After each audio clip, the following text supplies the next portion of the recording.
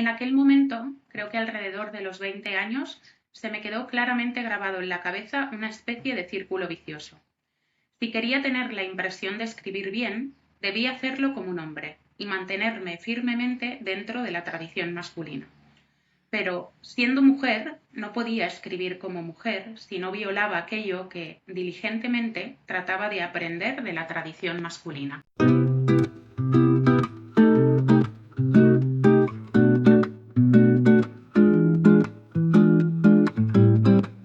Hola queridas oyentas y bienvenidas una vez más al podcast de las literatas. Yo soy Seidi y llevo la cuenta de Instagram literatur.com y la cuenta de YouTube de Literatur.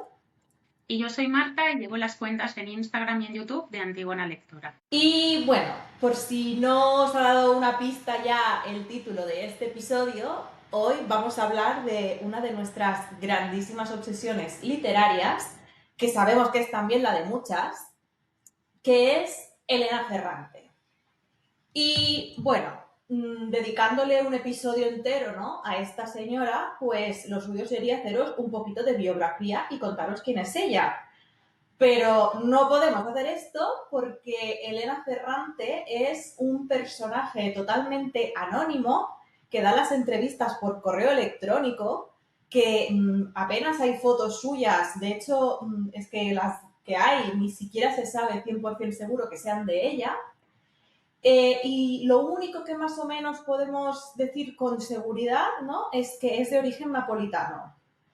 Ya está. O sea, no sabemos nada más de esta mujer, no sabemos nada más de ella a título personal, ¿no?, porque tiene una obra bastante extensa y, bueno, pues la conocemos a través de lo que escribe un poco, ¿no? Sí, a mí esto, me parece muy interesante, ¿no? Porque creo que es una lección, tanto personal como política, creo un poco, de la autora, o por lo menos eso es lo que yo extraigo de ella. Y es que en el librito que tiene, que son como una especie de, bueno, me recordó un poco a uno que tiene Carmen Martín Gaite desde la ventana, pues esto es igual porque son como unas conferencias en las que ella habla acerca de su proceso de escritura, como desde el inicio, ¿no?, que le llevó a ella a escribir, hasta que le inspiró, ¿no?, para escribir esa maravillosa saga de la amiga estupenda, ¿no?, que es lo que nos trae hoy un poco a este episodio. Entonces, claro, creo que ella, esa elección de decir, no quiero que se conozca mi nombre, ¿no?, es política porque ella, se coloca voluntariamente en el margen, ¿no?, desviando como el foco de la persona al texto, porque es real que, sin saber quién era Elena Ferrante, ni haberla visto, ni si era un hombre o una mujer, que al principio había muchas dudas sobre esto, cuando tú leías ese libro, tú sabías que eso había estado escrito por una mujer, ¿no? Porque hay una serie de vivencias que nos atraviesan como mujeres que no se pueden escribir, siendo un hombre no puedes escribirlas desde ese lugar, ¿no? Y yo creo que eso es lo interesante de esta autora. Sí, sí, bueno, es que esta saga, bueno, esta saga da para tanto que todo el episodio vamos a hablar de esta saga en concreto, ¿vale? O sea, Sí, sí. Elena Ferrante tiene otras novelas que estamos deseando seguir leyendo. Marta, de hecho, hace poco ha leído La vida mentirosa de los adultos, ¿verdad que era? Sí. Pero nos vamos a centrar en los 4 libros de la saga porque, bueno, dan para todo el episodio y para 3 más si quisiéramos también. Entonces, para aquellas de vosotras que todavía no la hayáis leído, cosa que me parece fatal, tenéis que leerla.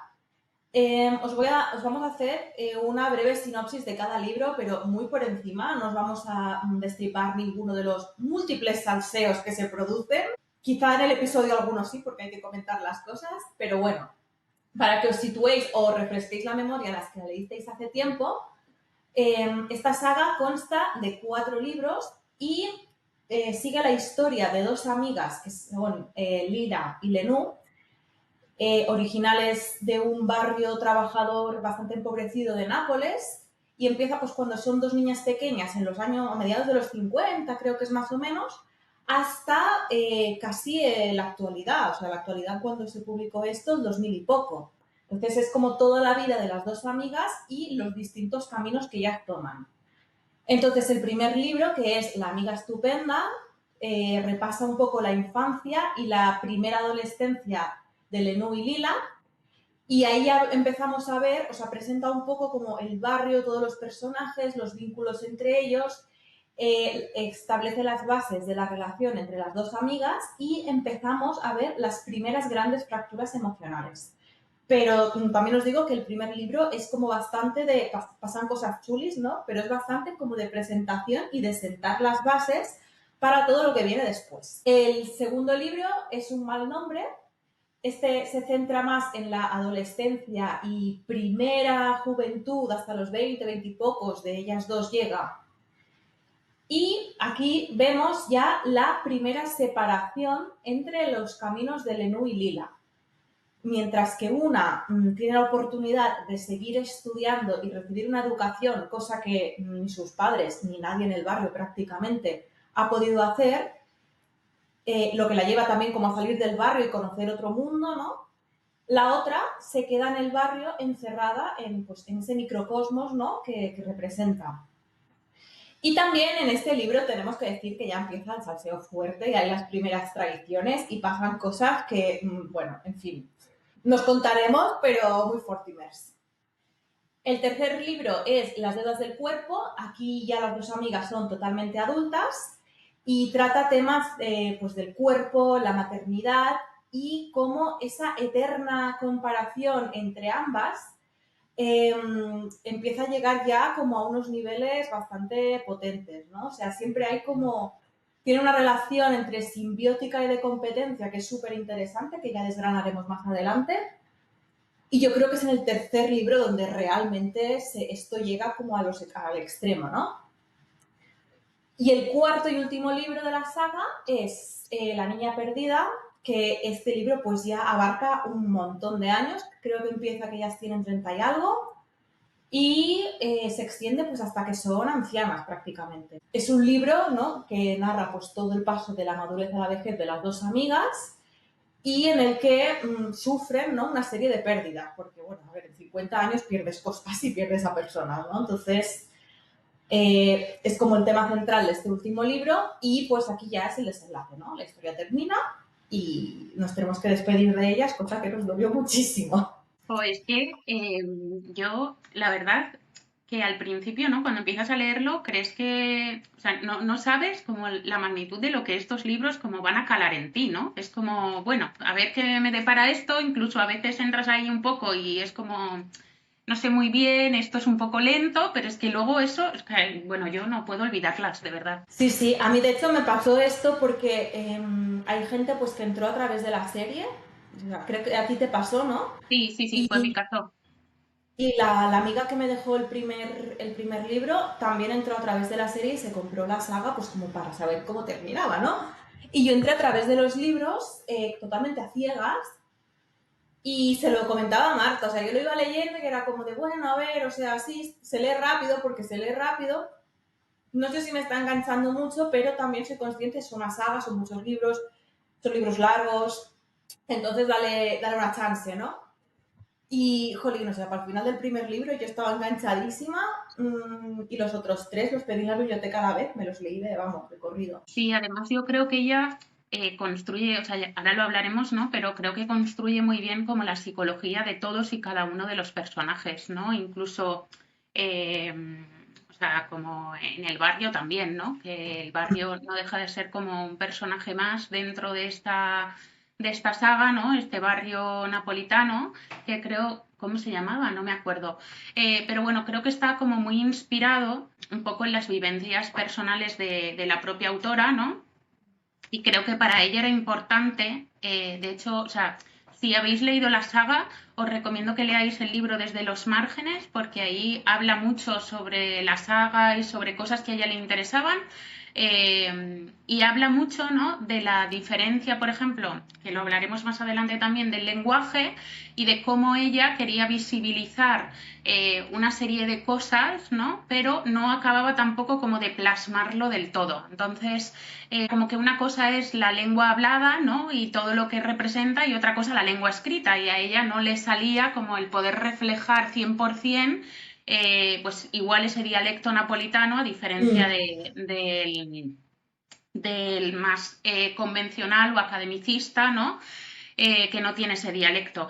Y creo que, o sea, como que el barrio, ¿no? Todo lo que representa para estas dos protagonistas, de algún modo como que condiciona mucho y se ve muy claro, ¿no? Esa perspectiva de clase que creo que ella quería reflejar. O sea, como al final el barrio de donde vives es que condiciona absolutamente tu futuro, ¿no? Independientemente de que hayas podido tener las mismas oportunidades que otros compañeros tuyos que bueno, pues han llegado a tener una serie de estudios, ¿no? E incluso aunque tú puedas hacer eso, es algo como que siempre te acompaña, ¿no? Como una mochila que llevas a cuestas y que determina todas tus decisiones. Sí, esto es algo que en la novela hace muy bien, ¿no? Y, sí, y lo ejemplifica justamente con esta primera separación de las dos amigas, como una tiene esa oportunidad y saldrá del barrio y si incluso saldrá de Nápoles, verá Italia, verá parte del mundo y tal, sin sentirse nunca parte de eso del todo, porque esto es algo que Viviana Collado en Yeguas Exhaustas lo explica también muy bien y hemos hablado mucho de esto aquí, pero es como es este tema del capital cultural, ¿no? O sea, la clase no es solo el dinero y no son solo ni siquiera los estudios que tú puedas como obtener a lo largo de tu vida, sino que tienes como una base como de cultura, de conocimientos, de qué te ha rodeado mientras tú eras pequeño, de qué trabajaban tus padres, en casa había libros, qué libros eran, qué música escuchaban. Y es como que todo eso, ¿no? Conforma como una base identitaria desde la cual tú partes y sí que puedes llegar a otros lugares dentro de, bueno, ciertas limitaciones y tal, pero nunca sientes, ¿no? que pertenezcas del todo ahí. Y eso es algo que en el personaje de Lenú, que es quien sale del barrio, es un tema constante y es súper interesante. Es un poco como eso de puedes salir del barrio, pero el barrio nunca sale de ti. Y realmente cuando en las ocasiones en las que ella vuelve al barrio, a pesar de que quiere como mantener esa distancia, se ve otra vez envuelta en, bueno, todas las jerarquías y todas las movidas, porque es eso, es como un microcosmos, ¿no? Es un pequeño mundo con una serie de normas y una serie de comportamientos y como de, incluso de mitologías, ¿no? Hay esas familias fundacionales a las que todo el mundo teme y respeta. Bueno, está muy bien armado. Esto que comentabas de las familias, que cada uno, ¿no? También como ejerce un determinado oficio y ese oficio dentro del barrio tiene un posicionamiento social. O sea, que los comerciantes son al final un poco los que manejan el cotarro del barrio y los que tienen ese poder, ¿no? A diferencia de los otros. Sí, y la carga histórica que eso conlleva, que o sea, nunca lo dicen muy explícitamente. En la serie igual creo recordar que son un poquito más explícitos, pero claro, no tenemos que olvidar que esto empieza en los años de posguerra italiana, que se pasó muy chungo. Y claro, las familias que tienen dinero en el barrio son eso, son comerciantes y tienen muy buena posición y luego los hijos la tendrán también.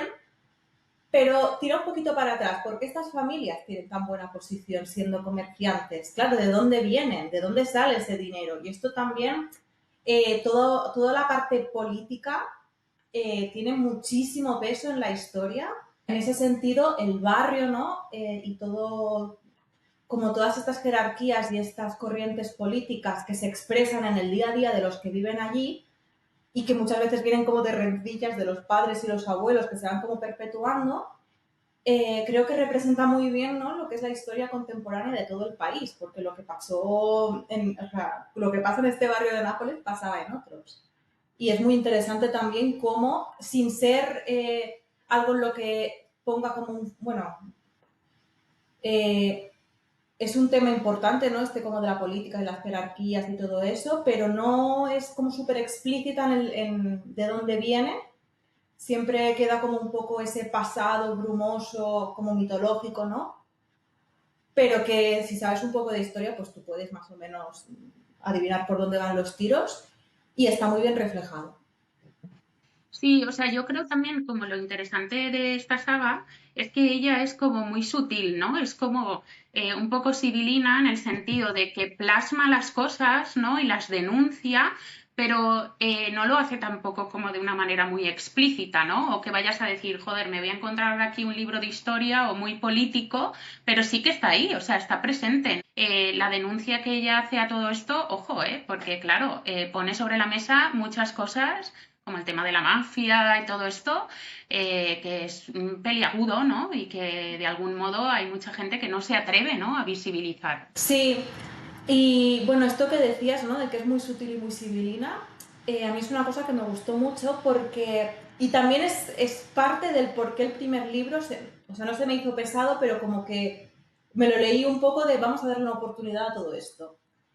Y es porque son libros en los que igual estás mucho rato que parece que no pasa nada, porque se dedican como a relatar una serie de anécdotas o de pequeñeces del día a día, de que tal día X me dijo no sé qué y al día siguiente pasó no sé cuál, pero que cuando tú, o sea, tú estás metida en la novela, es como pequeña cosa, pequeña cosa, pequeña cosa, una cosa fuertísima. Pero cuando tomas distancia, todas esas pequeñas cosas lo que están haciendo es construir unos personajes, unas dinámicas, unas relaciones, bueno, con un nivel de detalle y de profundidad psicológica, ¿no? Porque al final también son como todas esas pequeñas cosas de la cotidianeidad lo que nos hace ser quienes somos, lo que hace a la historia ser la historia, más que como las grandes batallas o los grandes hechos, que está muy bien, ¿no? Como para poner una fecha y situarte, pero son como todas estas cositas que bullen bajo la superficie, en las que igual no reparamos y que ella sabe desgranar muy bien. Y eso es también lo que le da pues tanta riqueza, ¿no? A todos los personajes, sobre todo a las dos protagonistas, que son pues, de las que más información tenemos, ¿no? Que bueno, también vaya dos personajes, ellas dos. Tremendos. ¿Tú tienes una favorita entre ellas dos o no? O sea, depende del libro. Al principio me gustaba más Lila, por el, bueno, pues como por esta voluntad, ¿no? De un poquito a lo Frank Sinatra, siempre a mi manera, y la tía sale para adelante y cuando no hay camino se lo inventa. Y es una cosa que me fascinaba. Y también por esta idea, ¿no? Como de una persona con tanto talento y tanta inteligencia y que podrías pensar que, bueno, se queda atrapada en las limitaciones del barrio y aún así consigue sobrepasarlas. Sí, Pero luego Lenú, tía, según pasan los libros, es un personaje que para mí mejora muchísimo. mucho, mucho. Es una cosa fantasiosa. Además, en el tercer libro, ella da un cambio tremendo. Sí, sí, sí. También pienso que quizá con Lenú puede, o sea, es más fácil y a la vez más difícil empatizar, porque esto no lo hemos mencionado, pero los 4 libros están narrados por Lenú. A Lila solo la conocemos a través de las palabras de Lenú. Y toda la relación esta como de amor-odio, que se, bueno, amor-odio, más que odio, como competitividad, ¿no? Que se tienen ellas, la conocemos de la mano de Lenú. Entonces a mí lo que me pasaba en los 2 primeros sobre todo es como que te da la sensación, ¿no? De que te cuesta como empatizar con Lenú porque es como bueno, se abre tanto en canal y te cuenta tantas cosas que a veces es como, pero tía, ¿cómo dices esto, no? Pero al final dices, jolín, es que o sea, es muy humano todo lo que está diciendo. No creo que sea una experiencia con la que no nos podamos identificar en algún sentido. Yo creo que lo que pasa con Lenú también, ¿no? Es que vemos más, o sea, aparte de que seguimos la trayectoria del resto de personajes y de Lila también, porque está siempre como unida a ella, igual que está unida al barrio, ¿no? Es como esa relación ahí. Eh, con Lenú ves más, dijéramos, su perspectiva, ¿no? Ella nos narra a través de sus ojos. Entonces, Hmm. hay muchas contradicciones o muchas, por ejemplo, la relación que tiene con Nino Sarratore, que es como, tía, ya vale, o sea, ya está bien, no sigas ahí, ¿sabes? O incluso, pues, por ejemplo, desde la perspectiva de la maternidad, ¿no? Pues igual mucha gente juzgaría o criticaría determinadas actitudes que ha tenido Lenú en torno a la forma de criar a sus hijas o de comportarse con ellas, ¿no? Entonces creo que precisamente, o sea, a mí me gusta que esas contradicciones que ella tiene, ¿no? Esas, bueno, como que a veces te cuesta empatizar con ella porque no entiendes muy bien qué está haciendo, es como lo interesante del personaje, porque al final todos somos así en nuestro día a día, ¿no? No somos personajes perfectos. Y yo, o sea, la verdad no sé con cuál me quedaría de las dos, pero sí siento, porque es lo que tú dices, ¿no? Depende del libro, me gusta más uno, me gusta más otra, pero sí siento como que de algún modo ellas son como las dos caras de una misma moneda. Me recuerda un poco a esto que hizo Shirley Jackson en Siempre hemos vivido en el castillo, ¿no? De presentar dos personalidades muy diferentes, pero que a la vez como que encarnan una misma, ¿no? O sea, igual Lenú es como más dócil, más lo que se debe hacer, todo cómo me tengo que comportar, y Lila es mucho más salvaje, como más fiel y a sus necesidades, deseos, ¿no? No tanto lo que se espera de ella, pero sin embargo, o sea, yo creo que eso convive en muchas de nosotras a la vez, ¿no? Y también es muy interesante cómo la personalidad de cada una de ellas y la forma en la que actúan, que al final, o sea, las dos en el fondo son muy parecidas, porque las dos tienen como esa pulsión de querer algo más. De esto es el barrio, esto es nuestra vida, estos son nuestros padres, esto es lo que hay, y tanto la una como la otra hacen por salir de ahí cada una con las herramientas que tiene, ¿no? Y las actitudes que tienen frente a muchas cosas de la vida al final son muy parecidas. O sea, quieren triunfar en sus trabajos, tienen una visión de la maternidad de quiero mucho a mis hijas, pero también mi individualidad es importante, etcétera, etcétera. Y creo que es interesante cómo las diferencias de carácter que tiene cada una las podemos como registrar, o sea, como tirar para atrás y ver cómo pueden tener su origen en el entorno familiar, ¿no? Total. Tenemos a Lila, que igual pues es como más salvaje y más agresiva en ir a por lo que quiere, porque tiene un padre que es un maltratador de manual, tiene un carácter horroroso y es como que en su casa no hay que pelear por las cosas que uno quiere. En cambio tenemos a Lenú, que es la hermana mayor al cuidado de varios hermanos pequeños, con una madre que es castradora pero y muy agresiva verbalmente, ¿no? Como de esto que te va como minando la moral, pero no, claro, es como un ambiente distinto, ¿no? También en cada casa. Y como también, esto es importante, mientras que el padre de Lila es el zapatero del barrio y tiene su tienda y su taller en el mismo barrio, el padre de Lenú trabaja en el ayuntamiento, creo que era de Nápoles. Entonces, él sale del barrio cada día para trabajar. Y por eso, mientras que el padre de Lila piensa que qué tontería, para qué va a estudiar la niña, el padre de Lenú defiende que su hija estudie, porque él sabe lo que hay más allá. Sí, incluso la madre, tía, la madre de Lenú, o sea, por favor, yo quiero una precuela solo con este personaje, Total.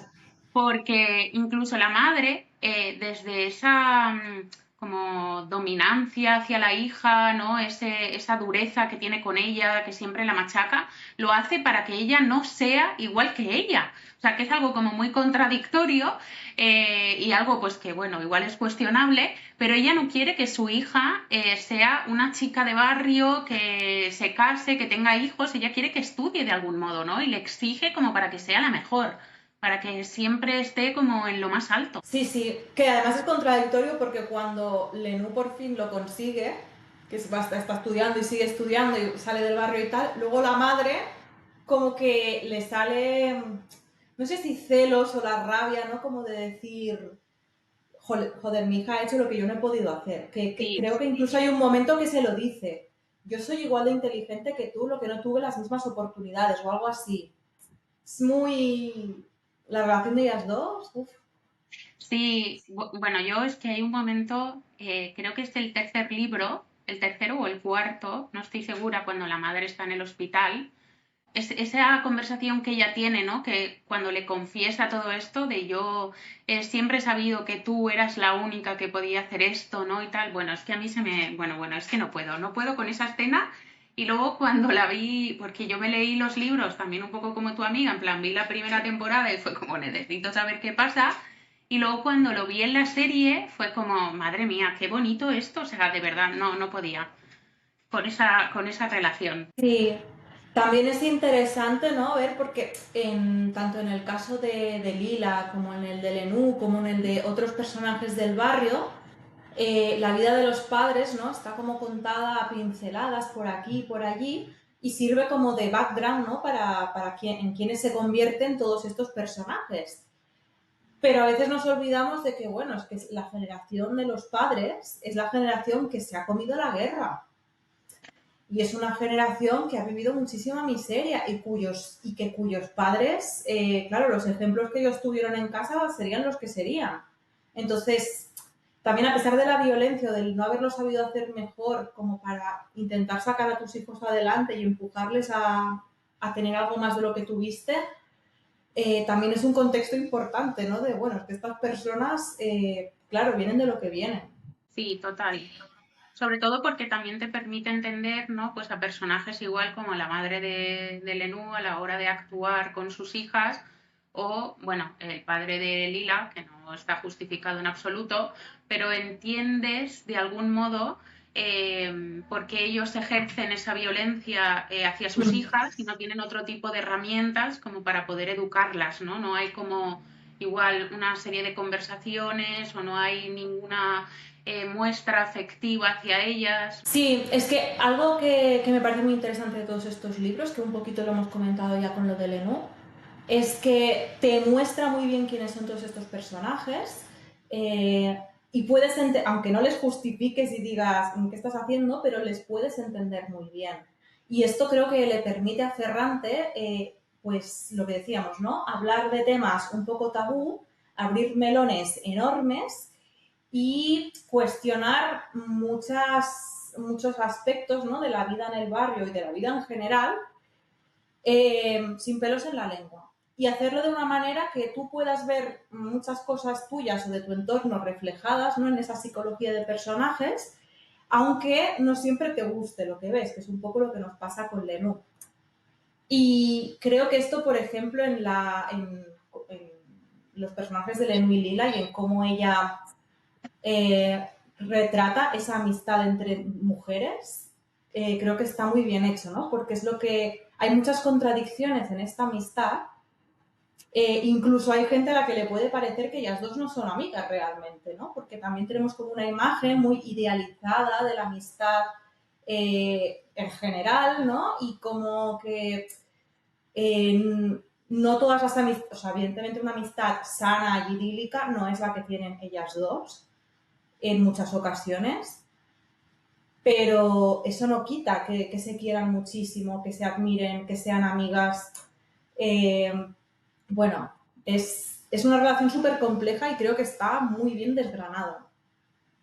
O sea, yo creo que, en el sentido, creo que lo que ella muestra, aunque a veces nos parezca, o sea, obviamente la relación de ellas podría mejorar en muchos aspectos, pero creo que lo que muestra en realidad son relaciones humanas tal cual.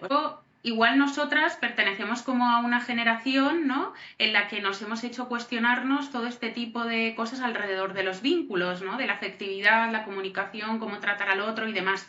Pero la realidad es que mucha gente vive esas relaciones, o sea, que no es tan alejado, ¿no? De la cotidianidad. Entonces, a mí lo que me gusta mucho, uno, es que muestra una relación de amistad que es difícil ver esto, ya sea en libros como en películas, porque normalmente nosotras hemos, o sea, siempre se nos ha vendido la idea de que somos nuestras propias enemigas, que no podemos llevarnos bien con la otra persona, ¿no?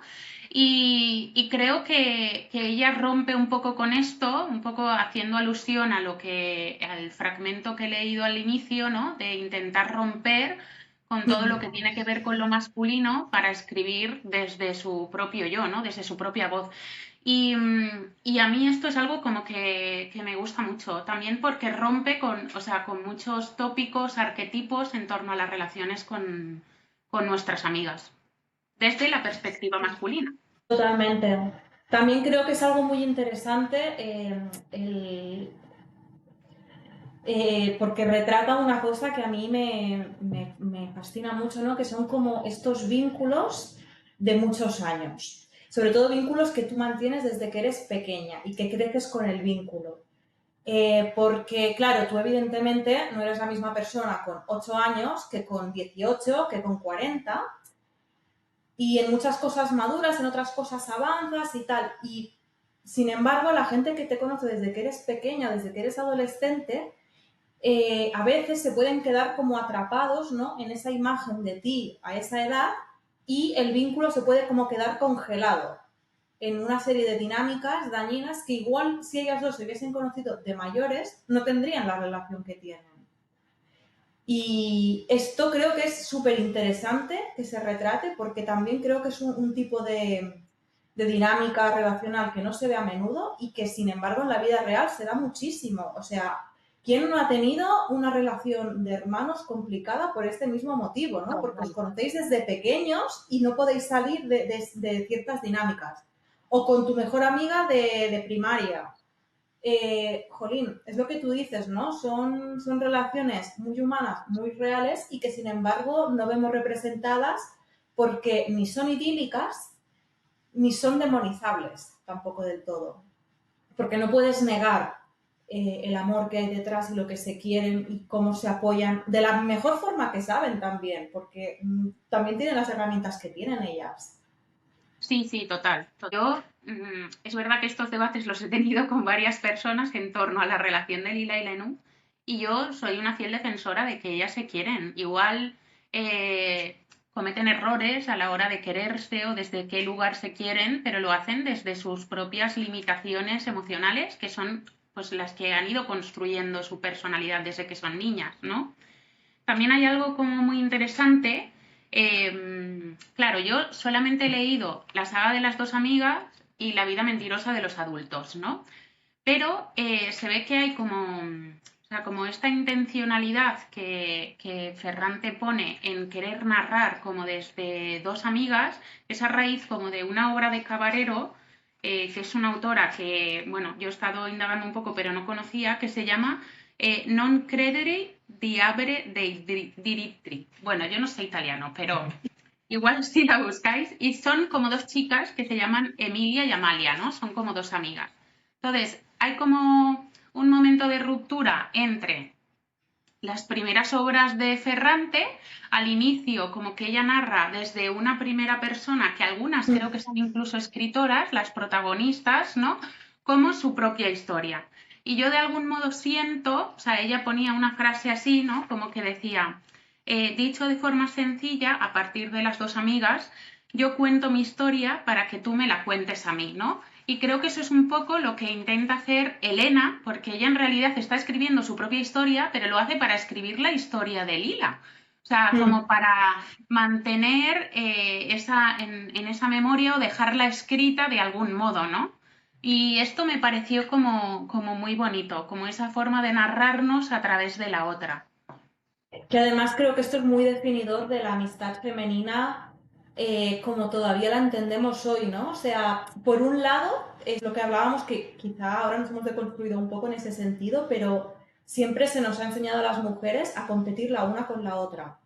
Y el resto de Total. mujeres son tus enemigas, ¿no? Y eso es un poco lo que hay de fondo en la relación de Lila y Lenú, porque en el fondo se parecen mucho y quieren Sí, un poco las mismas cosas y tienen como ese admiro a mi amiga por todo lo que es, pero a la vez la veo como mi competencia, como una amenaza.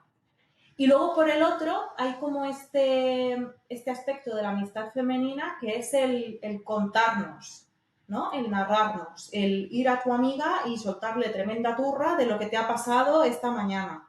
Y esto es algo que incluso a día de hoy no vemos tanto o tan a menudo en la amistad masculina. Es algo más eh, característico de la amistad entre mujeres. No soy socióloga, que me preguntéis por qué, pero, jolín, es la base, ¿no? De la amistad entre, a mi parecer, vamos, es la base de mi relación no, con mis sí, sí. amigas.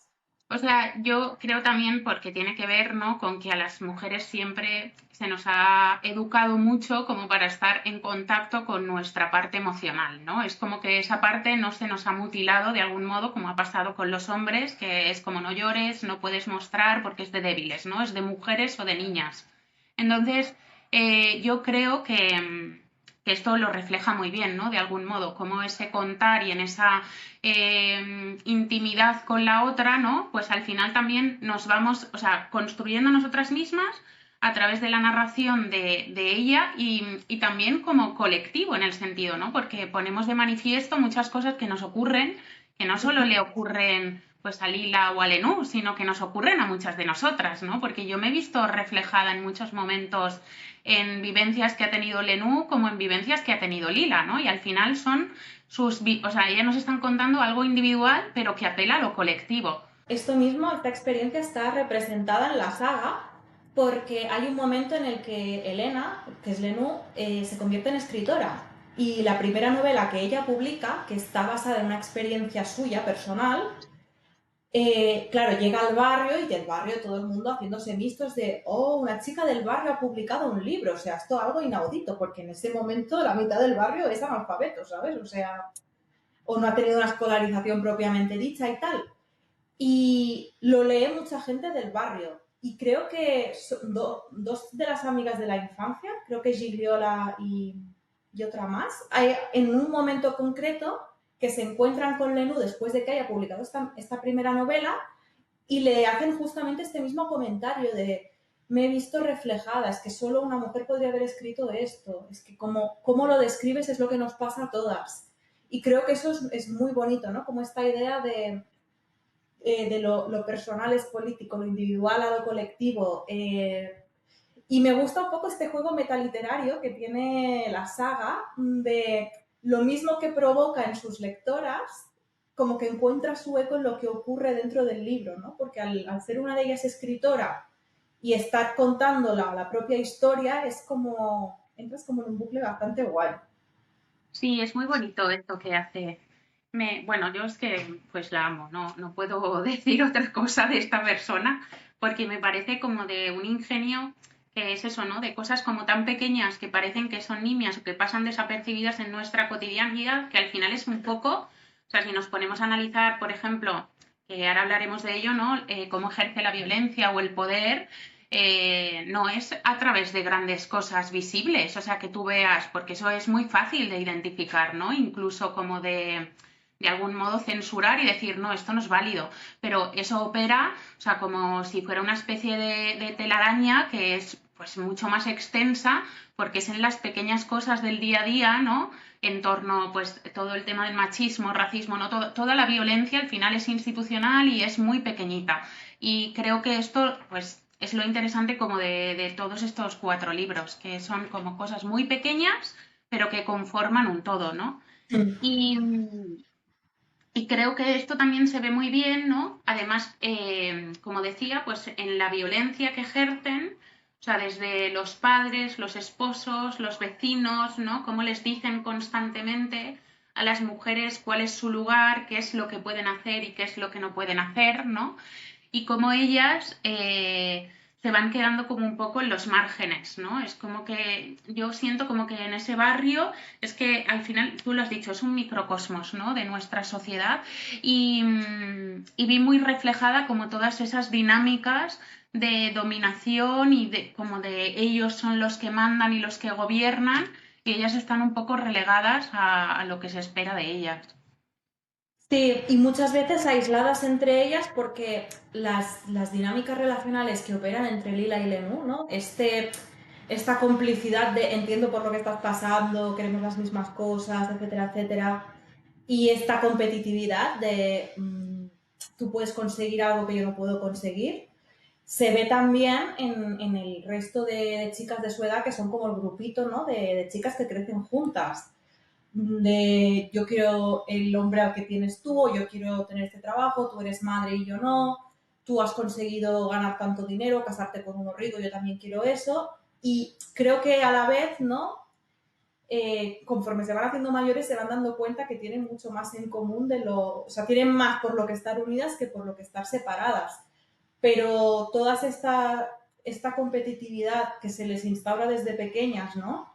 Y todos estos dispositivos coercitivos de los hombres de a su alrededor hace que estén atadas de pies y manos y además como muy aisladas las unas de otras. O sea, tienen como que construir puentes para entenderse y ayudarse. Y eso también es una forma de violencia. Sí, total. O sea, porque, por ejemplo, Gigliola, ¿no? Era la que estaba Ujú. casado con uno de estos, ¿cómo se llamaba el apellido de los mafiosos? De los Solara. hermanos, esto, de los Solara. Y hay una escena, ¿no? Que creo que va Lenú a verla a su casa, que es justo cuando se encuentra, después de haber estado viviendo en Florencia, vuelve a Nápoles, se encuentra con ella y está en su casa. Y tú ahí estás viendo esa violencia con la que vive esa mujer, que está sola completamente todo el día, mientras o sea, su marido se va acostando con unas y con otras, va haciendo lo que le da la gana. Y esto es lo que le pasa a muchas de ellas dentro de ese Mm. barrio, ¿no? El problema es que solo vemos lo que le pasa a ella porque no hablan, porque están completamente aisladas. Incluso esa comparación, ¿no? De querer ser igual que la otra. A mí este personaje, tía, yo he olvidado todos los nombres, solo me acuerdo de Lila y Lenú, pero el personaje del chico que él es gay y Sí, que Alfredo. Alfredo puede ser, no lo sé. Creo que era Alfredo. Bueno, Como el esa que es gay. competitividad también se extiende incluso, ¿no? A él que intenta ser completamente como Lila, ¿no? Para intentar Mm. conseguir tener un poquito de ese afecto o de ser mirado por uno de los hermanos Solara, que está completamente enamorado de Lila, ¿no? Y cómo se juega pues como a ese doble de, bueno, pues yo voy a imitarla para así ser un poco como ella y sentirme como querido y aceptado también. Sí, sí, es, Muy doloroso es esto, terrible. la Es muy verdad. doloroso. Pero también es lo que decimos, ¿no? O sea, son dinámicas de poder que las vemos a día de hoy, porque esto pasa. Y es eso, ¿no? Este tipo de violencia que ocurre muy a puerta cerrada, que ya no tiene ni por qué ser física, que también es física en muchas ocasiones en el libro. Tienen la mano muy suelta todos, ¿no? Todos, todos. Todos. Pero que más allá de la física, ¿no? Porque todas ellas, yo creo que la violencia que más daño les hace siempre es esta violencia simbólica, estos límites que se les ponen tanto desde lo privado como desde lo institucional, que no la paliza puntual. Porque, bueno, al final es lo que realmente las limita, ¿no? Y lo que les impide muchas veces conseguir según qué cosas y que cuando las consiguen se las cuestionan, que esto es algo que les ocurre tanto a Lila como a Lenú, ¿no? Que son las dos que quizá de todo el grupo de amigas del barrio pues acaban haciendo algo distinto, cada una por su lado. Y bueno, a Lenú, por lo que escribe, muchos críticos la ponen a caer de un burro, pues porque es una chica joven escribiendo sobre según qué temas y bueno, claro, lo típico, ¿no? Y eso también pasa a día de hoy, que si no es literatura, que si que hace escribiendo esto, que la juventud está pervertida, etcétera, etcétera. Y a Lila, que al final es capaz también como de llevar tu propio negocio y además en un área como muy puntera, ¿no? Tecnológica que está como surgiendo en ese momento, pues también, o sea, se la cuestiona muchísimo desde el barrio y le cuesta mucho llegar hasta ahí. Entonces, uff, claro. Incluso a Lenú, o sea, ya no sé, estaba pensando también que se la juzga por comportamientos que los hombres son normales, como por ejemplo esto de la maternidad, ¿no? Ella es escritora, tiene que viajar para dar pues determinadas conferencias acerca de su libro, para presentarlo, para lo que sea, y esto está mal visto porque ella abandona a sus hijas, ¿no? Pero si en cambio fuera el marido, que él es profesor, ¿no? Y que trabaja en la universidad, esto no pasa nada, ¿no? Es como súper aceptable. Pero, por ejemplo, cuando ella también quiere escribir, ¿no? ¿Cómo condiciona la maternidad a las mujeres? De que ella no puede porque es que no está concentrada para ello, ¿no? Y el marido, sin embargo, o sea, como que no se hace cargo, a pesar de que es como un poco más moderno que los señores de Nápoles, porque él es florentino, no es del norte, no tiene nada que ver, a pesar de eso, sigue perpetuando determinadas conductas que no permiten que Lenú se pueda realizar como profesional, ya no solo desde su rol de madre, ¿no? En los primeros años de maternidad de Lenú, su marido, bueno, él es eso, trabaja en la universidad, es un académico, está todo el día en su torre de marfil, no está nunca en casa porque está siempre haciendo sus movidas y cuando está en casa está encerrado en su despacho. Y que las niñas no lloren muy alto que me distraen. Y es como, tío, o sea, tu mujer también tiene una carrera que ha puesto en pausa por la maternidad, arrima un poquito el hombro. ¿sabes? Cosa que no hace, contrata a una niñera. Y cuando su mujer vuelve a despegar la carrera, luego todos son lloros. También incluso a veces, o sea, como reprochable determinadas conductas, pero es como, o sea, no justifican, ¿no?, ciertas cosas que hizo Lenú, pero entiendo por qué las hizo, ¿no? Se sentía súper sola, o sea, al final ella estaba a cargo de todo, se sentía sola, también como de algún modo pierdes un poco parte de tu identidad, de lo que tú eres, de tu propio deseo, ¿no? Y ahí nació la posibilidad, otra vez con ese señor tremendo, horrible, que es Nino Sarratore, ¿sabes? ¡Lo De, odiamos! bueno, como de revivir, ¿no? Era una persona que la estimulaba intelectualmente, aunque le odie, pero sí que apostaba por ella, ¿no? De algún modo le decía que tenía que escribir y bueno, pues al final, pues cosas que pasan. O sea, también te digo, el personaje de Nino y de su padre, ¿no? Como estos playboys, los grandes playboys de la saga, que los detestamos. Pero con esto que has dicho, es que entiendes muy bien por qué tienen el éxito que tienen, ¿no? Con las mujeres, porque saben hacerlas sentir vistas. Porque estamos hablando de un cosmos de mujeres totalmente invisibles para sus maridos y muy solas, muy aisladas en sus casas, con los hijos, con lo que tengan que hacer, tienen una relación de matrimonio, pero no hay vínculo, porque solo existen como concepto o como objeto para sus maridos. Y claro, te aparece pues esto, el Playboy Salvatore de turno, que te ve o te da a ti como la impresión de que te ve como persona. Claro, ¿cómo resistirte a eso, no? Cuando la realidad que vives tú y que viven todas es la que es. Y luego también estos tipos también encarnan, ¿no? Un poco este rollo de...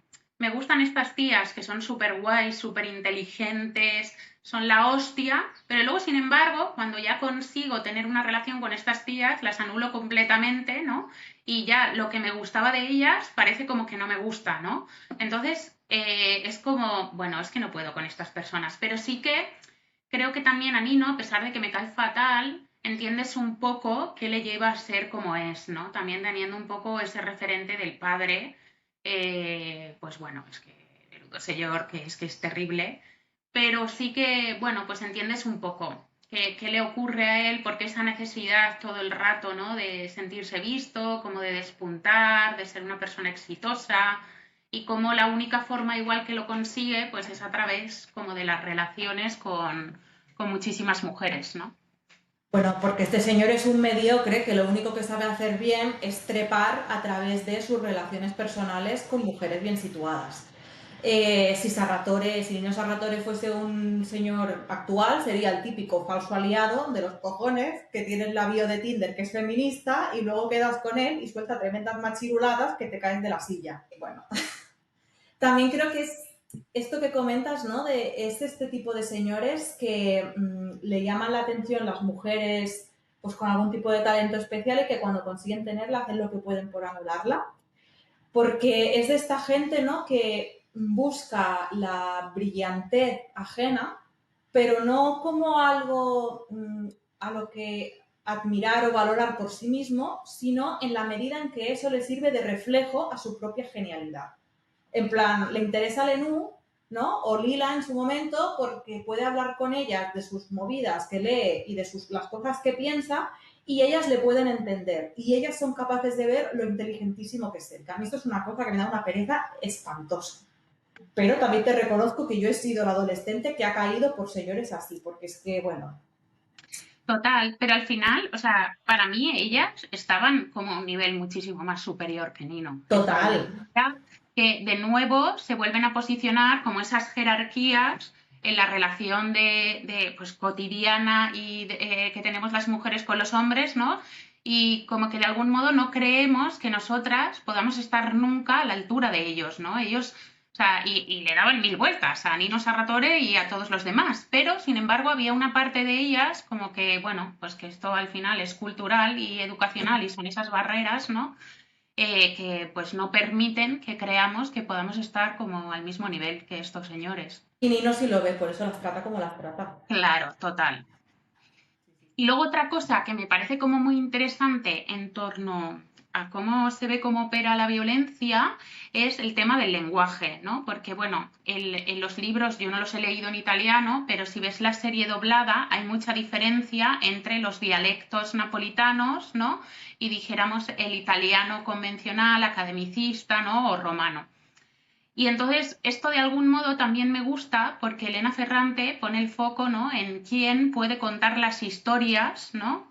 Y, y para quién, ¿no? Y me gusta que lo haga como desde ese lugar como más vulgar, dijéramos, de barrio, ¿no? Que posicione el foco en esto y que utilice esos dialectos que muchas veces no son aptos, dijéramos, para un lenguaje correcto, académico de un libro, y ella sí que ponga el foco en esto, ¿no? En que yo también quiero contar esta historia y la quiero contar desde aquí. Bueno, tía, a mí el tema del lenguaje en esta saga fue de las cosas que más me gustó, porque estamos otra vez con lo mismo, ¿no? No es que sea una cosa en la que la autora se detiene muchísimo, pero es algo que siempre está presente, ¿no? A través de pequeños comentarios o pequeñas anécdotas.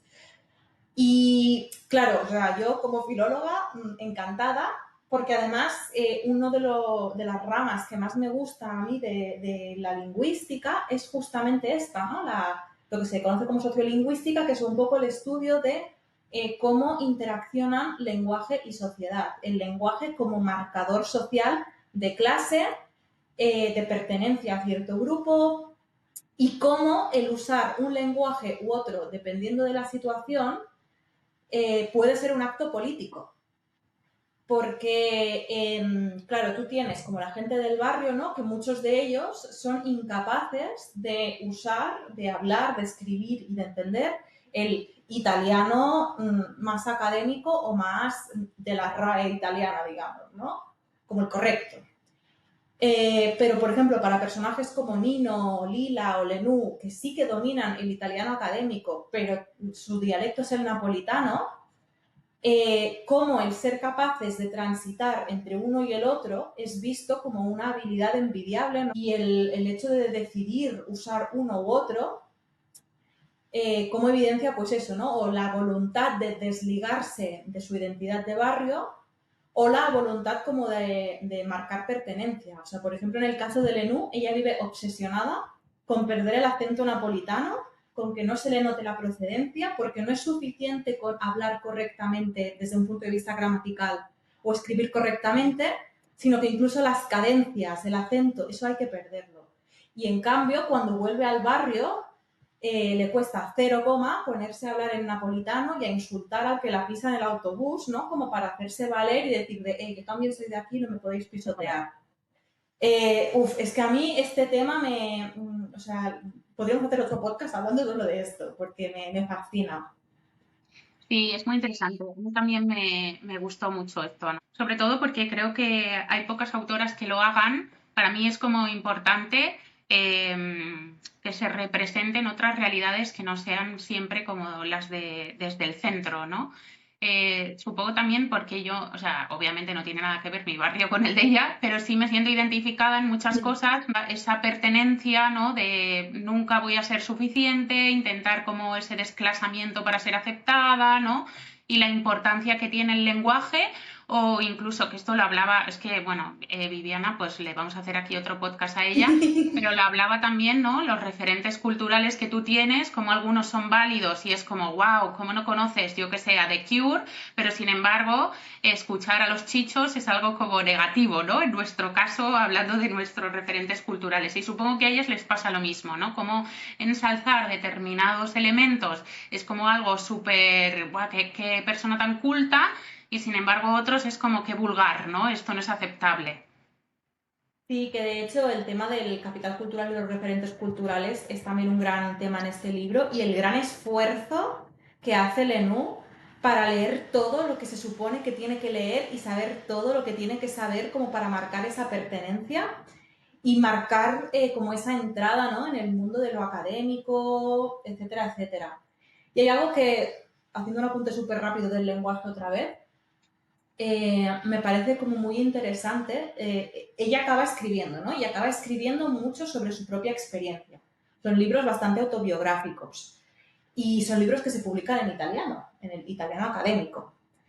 Y hay un tema que me parece súper interesante, que no se explicita en la novela, pero es o sea, es como una reflexión que hice yo, que, claro, nuestra lengua materna o el dialecto materno, en este caso el napolitano es como un dialecto bastante distinto del italiano propiamente dicho, ¿no? Entonces, a nivel de estructuras y de vocabulario, dista bastante. Y al final esta es como lo que se conoce la lengua afectiva de Lila, Lenú y todos estos personajes, porque es la lengua en la que han crecido, es la lengua en la que le hablaba su madre cuando la cunaba, es la lengua en la que seguramente piensa ella cuando piensa. Y esto, o sea, yo soy una persona que ha vivido fuera de España durante temporadas y a mí me ha pasado de, bueno, yo estoy todo el día hablando en inglés, pero yo pienso en catalán o en castellano y cuando sueño en catalán o en castellano. Entonces, es como, siempre se genera como cierta distancia, ¿no? Cuando te expresas o escribes en la lengua que no es tu lengua materna, que a pesar de que esto sea un dialecto del italiano, pues no deja de ser también una lengua distinta, con unas normas distintas, un vínculo afectivo distinto, ¿no? Porque las situaciones en las que usas una u otra están muy separadas. Y es como muy curioso, ¿no? Que ella acabe escribiendo sobre su vida en el barrio, en esta otra lengua, con la distancia emocional que eso le supone. Qué fuerte esto, no lo había pensado, pero sí, claro. Sí, es que a mí, o sea, lo que se llama así como filtro afectivo con las lenguas es una cosa que me fascina, justamente por haber vivido fuera, ¿no? Y en algunos momentos incluso haber como vislumbrado la posibilidad de ser madre con parejas cuya lengua materna no era el español ni el catalán, y de pensar de, bueno, es que si tenemos hijos aquí, mis hijos igual jamás dominan el castellano, como ya el catalán ya ni lo contemplaba, ¿no? Pero igual jamás dominan el castellano y cómo va a ser esa relación madre-hijo, ¿sabes? Con esa distancia. Entonces es un tema que siempre me ha interesado mucho y es algo que en la novela, eh, claro, se plasma sin explicitarlo, ¿no? Pero te lo muestra y que quizá tiene un punto también de autobiográfico con la propia autora, que de las pocas cosas que sabemos es que es de origen napolitano, seguramente también se haya criado con este dialecto y sin embargo escriben en italiano. O sea, ahí, esto en el libro desde los márgenes lo menciona, en el sentido de que ella quería escribir sobre ese dialecto, ¿no? Pero también hay mucha diferencia entre lo que tú escribes y lo que tú hablas. O sea, por mucho que tú intentes plasmar determinadas, o sea, expresiones o determinadas formas de comunicarte en una conversación, pues con ese dialecto determinado, luego es muy difícil trasladarlo al papel, ¿no? Porque hay diferencia entre la lengua oral y la escrita. Y entonces pero sí que es algo como que ella menciona, que ella quería, ¿no? Que esto estuviera presente. Y también esto que has dicho, o sea, mientras te iba escuchando, pensaba, ¿no? De algún modo, cómo de nuevo se vuelve a plasmar aquí esa como o sea, el lugar de pertenencia y cómo se construye la identidad en el sentido, quiero escribir acerca del barrio, ¿no? Lo hago en otra lengua que no es la del barrio, también como para que lo que escribo sobre el barrio sea aceptado, ¿no? Como el barrio nunca va a ser aceptado y por eso tampoco puedo narrarlo desde su propia lengua, ya si lo narro con esa lengua no va a ser aceptado, pero la única posibilidad que tengo es esta, ¿no? Como para darlo a conocer. Y esto me ha parecido como curioso también este juego, porque ella, o sea, luego la autora hace todo lo contrario en la novela, ¿no? Es como pongo el foco en el barrio y lo hago desde aquí y hago esa diferencia con los dialectos y con la forma de hablarlo. Es que ya te digo, o sea, el juego el hecho de que haya tantos paralelismos entre la autora real, Elena Ferrante, y la autora ficticia, narradora de las novelas, que es Lenú, da para toda esta serie como de juegos, ¿no? Más allá de la literatura y se entrelazan ficción y realidad y es una de las cosas que me parecen más interesantes de esta saga, ¿no? De este juego que hace. Sí, tía, tiene muchas cosas esto. Ahora que estamos hablando de este libro me doy cuenta como de la cantidad, o sea, ya me daba cuenta, ¿no? Pero como que cuando lo pones en común dices, joder, es que hay aquí un montón de chicha como para poder tirar de muchos hilos. Sí, sí, nos va a quedar un episodio larguísimo, porque encima todavía tenemos que hablar de un montón de cosas. O sea, no hemos hablado todavía del tratamiento del cuerpo femenino en la saga, por ejemplo. Sí, Eh, Creo que esto, o sea, me refiero, es que va un poco ligado a todo lo que hemos venido hablando, ¿no? Pero creo que se ve muy claro también cómo se cosifican a las mujeres, ¿no? Incluso, por ejemplo, creo que Lila esto lo representa bastante bien en un momento determinado, que creo que es el segundo libro, cuando ella se casa, ¿no? Y cómo decide que, bueno, parece como una estrella de Hollywood de los años 50, 60, con esos vestidos, ¿no? Como ella misma se cosifica de algún modo, porque es lo que se espera de ella, cuando ella nunca ha representado tampoco ese papel, ¿no? Igual de mujer como muy femenina, dijéramos. Y cómo ella adopta esto, porque es lo que se dice que se tiene que hacer, también un poco creo que viendo que es la única alternativa que tiene, ¿no? En el sentido, no voy a poder salir nunca del barrio, pues voy a intentar ser, ¿no? Hacer lo que se supone que es correcto y voy a adoptar todos estos roles, voy a comportarme como una buena esposa y demás.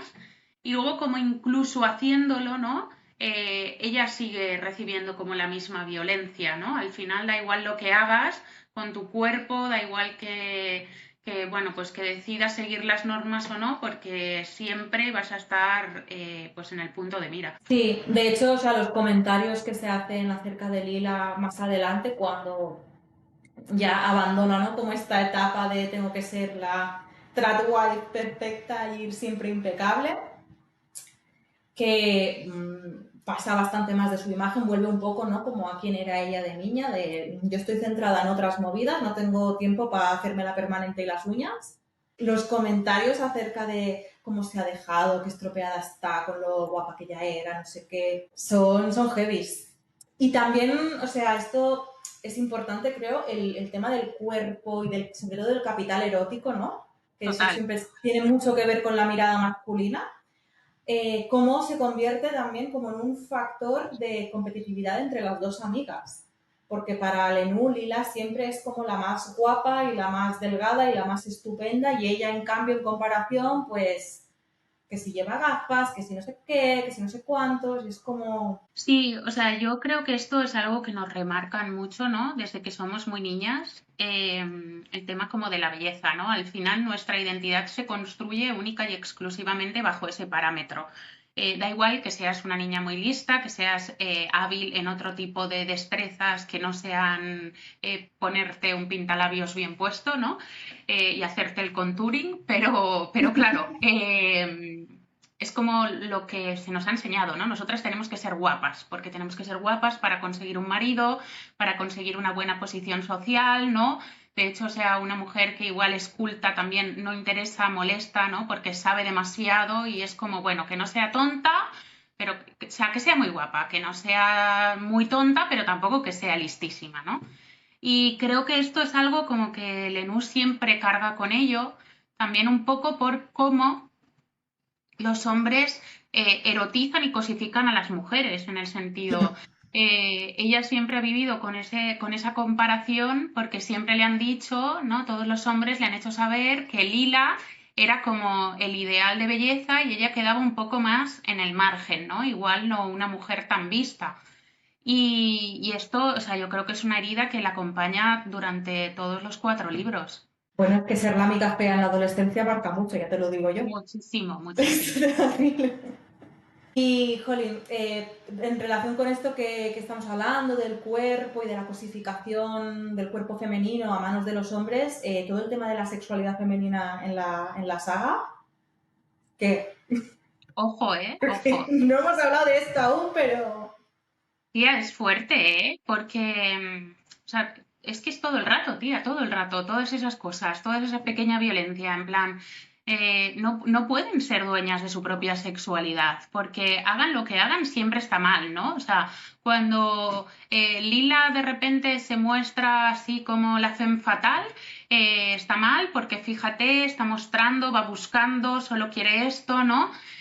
Luego, cuando Lenú decide tener relaciones extramatrimoniales, también, ¿no? Como lapidándola, qué mala madre. Aparte, es que no se juzga la conducta que ellas tienen de, oye, pues esto es reprobable, sino que se las juzga a ellas como personas, ¿no? O sea, yo decido acostarme con uno, dos, tres, cuatro señores, los que me dé la gana, y no se me va a juzgar por esos hechos, se me va a juzgar por quién soy, ¿no? Soy una arpía, una mujer, bueno, lo peor de la tierra, ¿no? Es como lapídenme, llévenme a la hoguera.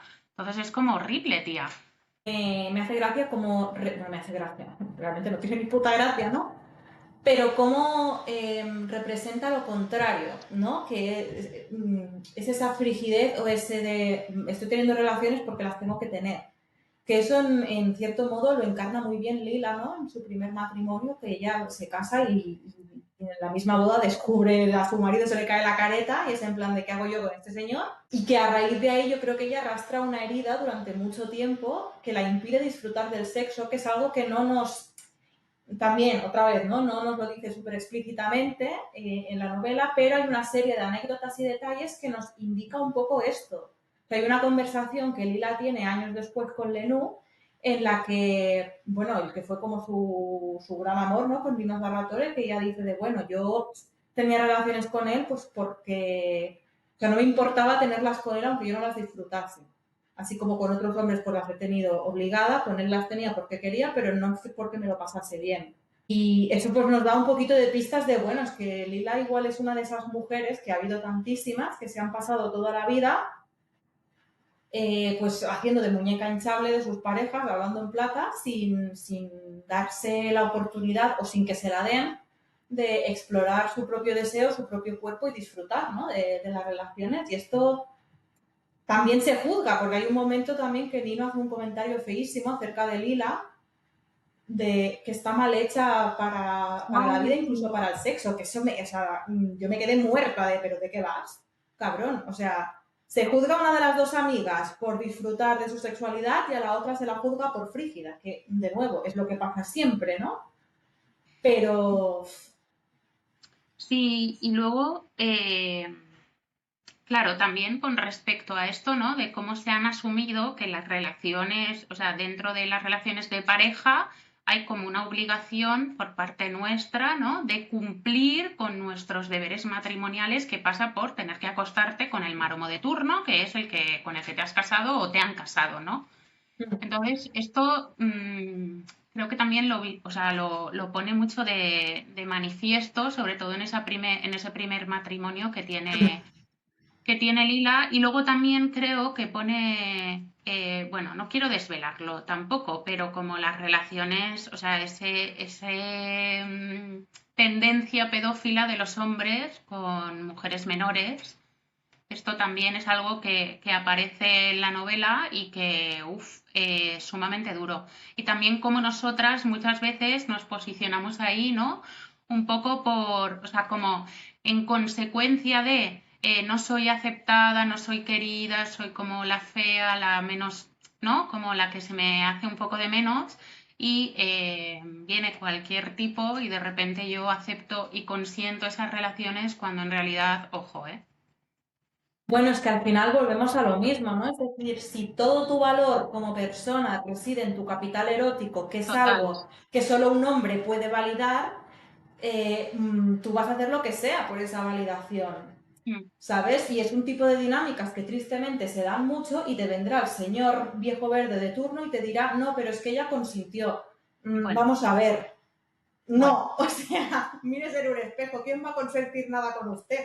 Claro, y luego, de todos modos, o sea, puedo consentir, pero realmente deseo eso, ¿no? O sea, ¿realmente lo estoy deseando o este deseo también está condicionado por una serie de conductas que me llevan a creer que, pues, que igual quiero eso, ¿no? Cuando en realidad no es así.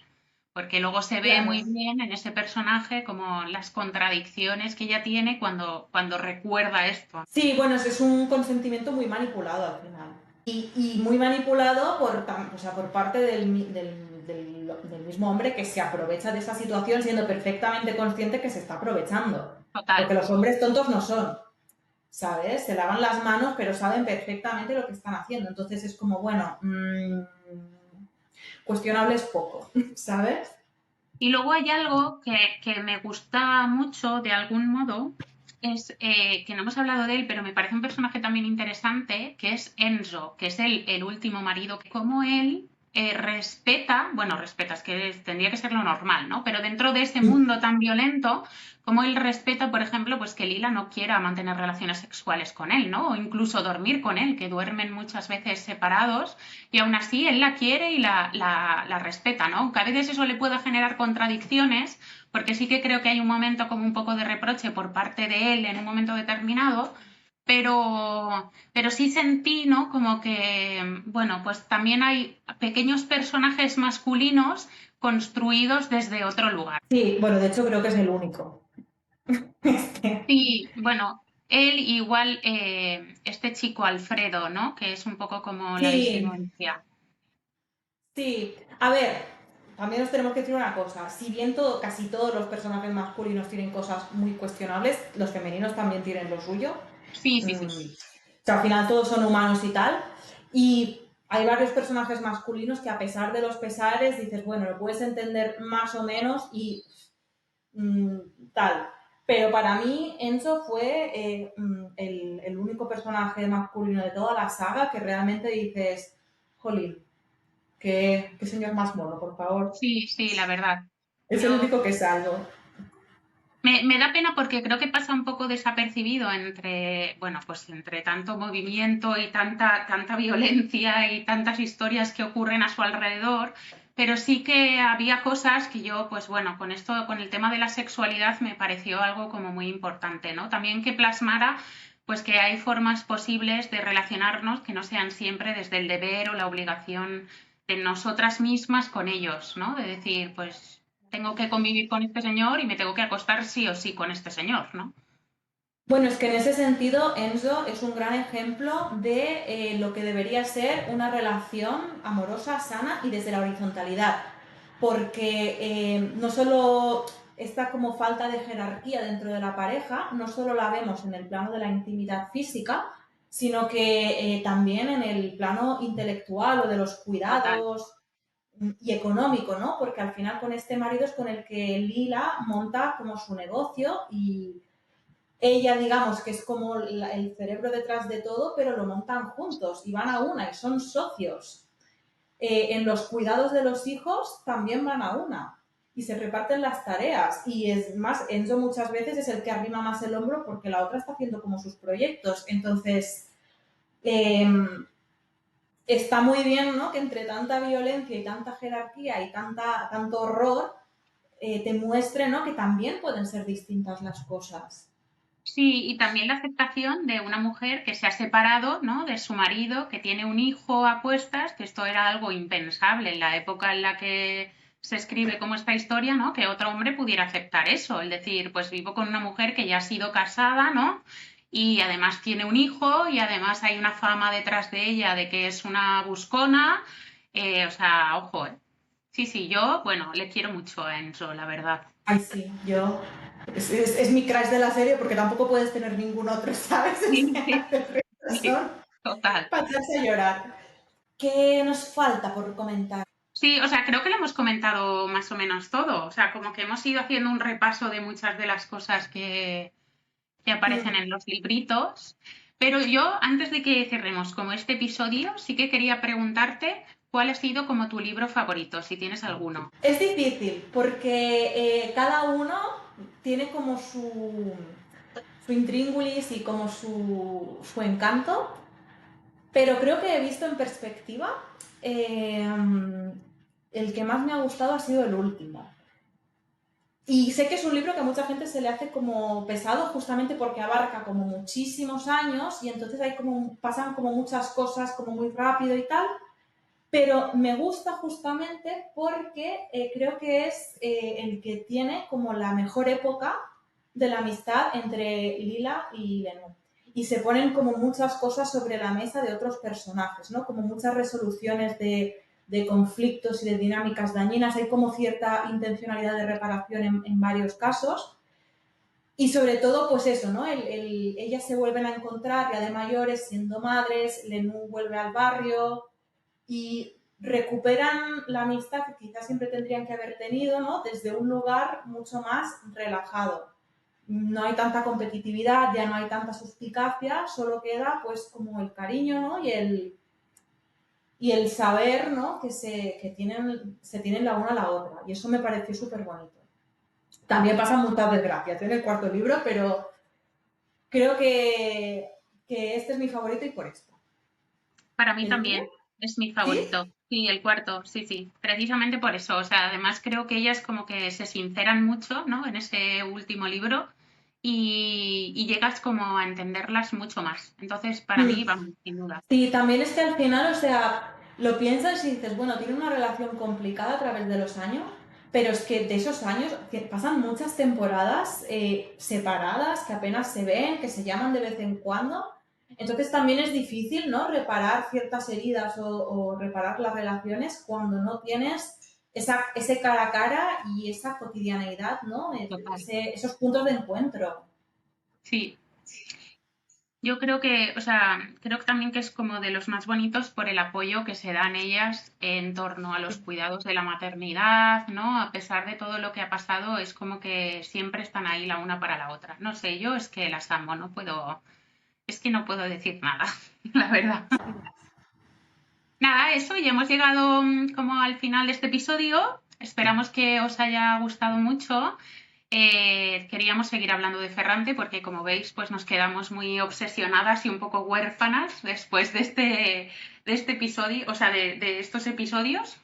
Y nada, pues antes de terminar, como siempre, preguntarte, Seidi, ¿qué estás leyendo? Pues yo este mes tengo como 15 libros empezados, voy leyendo muy lentamente, pero uno de los que estoy leyendo y que me está gustando muchísimo, que de hecho tú ya terminaste, pero yo sigo ahí, es El mal de las mujeres, y no me acuerdo el nombre de la autora, pero bueno, básicamente es un ensayo sobre la historia de la psiquiatría y la salud mental en Inglaterra entre finales del siglo XVII, no, XVIII, hasta finales del XX.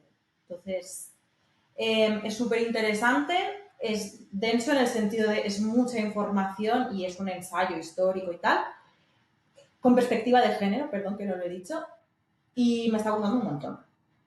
Sí, es muy guay este libro. ¿Y tú qué estás leyendo, Marta? Estoy leyendo, bueno, sigo leyendo Alba Grey de Elizabeth Mulder. Y me está gustando mucho porque es como una historia familiar. eh, Empieza así, ¿no? Hay un familiar que es el tío Gaetano que está muriéndose y entonces como que le pide a Alba Grey, que es su nieta, que ella pues cumpla con una serie de, bueno, que le haga una promesa, ¿no? Antes de morir, de que se va a encargar de una cosa que él le pide.